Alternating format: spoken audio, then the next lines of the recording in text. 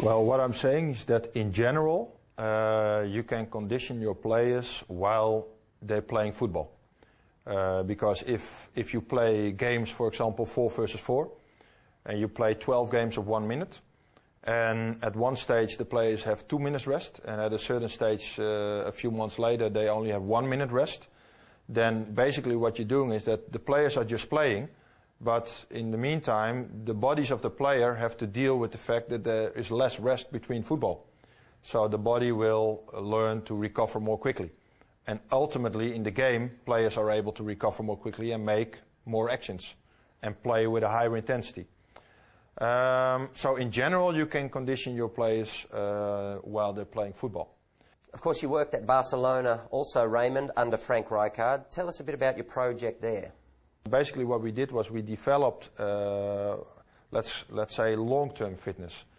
Because a lot of coaches in pre-season are so focused on fitness training that they do a lot of fitness training in a short period of time. And it's very clear in the physiological science that if you develop fitness quickly, that in reality you develop short-term fitness. And that's why a lot of football players at the end of the season are breaking down, because there has been developed short-term fitness. So what we did is we developed long-term fitness by gradually develop the fitness of the players. So at the end of the season they were still very fit. So what would you say then if I told you that majority of youth coaches in Australia will spend at least 10, 15 minutes, maybe more, maybe a third of many of their sessions doing fitness work which has no relevance to football, running around cones and flags? After 10 years, even at the highest level, my experience is that fitness is never the difference between levels of play.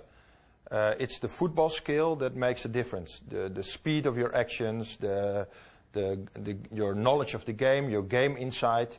That's, at the end of the day, your technique decides if you're a good player. And if you're a good player, then the next step is that you try to make this good player as fit as possible. But that's the perspective of fitness. And what you see now is that people start with fitness and they think that a fit player is a better player. And that's a misunderstanding, I think. It's the tactical insight and the technique of players at the end of the day that makes the difference. So the youth program should be based on those principles. The players in Australia should be developed in a technical way and a tactical way. And when you do that, you will get better players. And at a certain age, you want those players also to be as fit as possible. And then you can also make use of the brilliant knowledge in Australia, because everybody in the world knows that Australia is one of the front runners in terms of knowledge in strength and conditioning. But if you look at it from that perspective, then football is the reference, and strength and conditioning is part of that reference.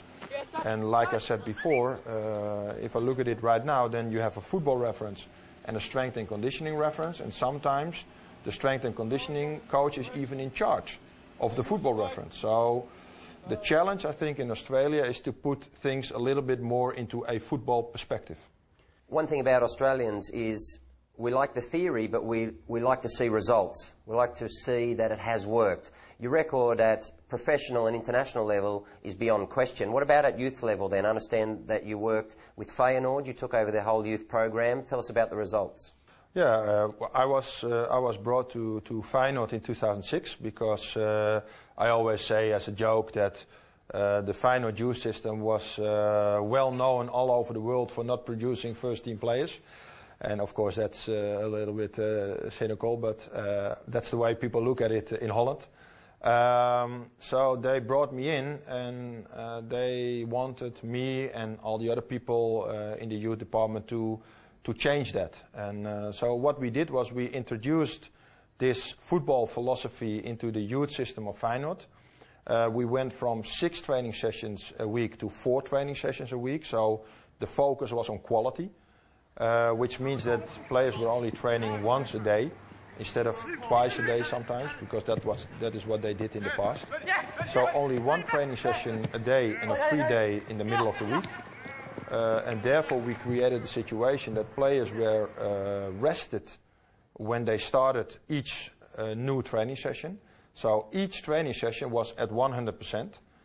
So we got a lot of intensity and a lot of quality in all of those 4 sessions. And basically what the players did was they only played football for the whole training session. So there was no strength training, there was no separate conditioning training. The other thing that we skipped was the static stretching, because in literature you can see that there is no relationship between static stretching and injury prevention, because that's what people say. You have to stretch statically to prevent injury. Well, if you look at the literature, there is not a single study that has proven this hypothesis. So we skipped all the static stretching, and by doing that you win another 5 or 10 minutes football time. So basically what we did was we didn't waste any football time. 4 sessions of 75 to 90 minutes a week, only playing football. And by doing that, we made a huge improvement within the system.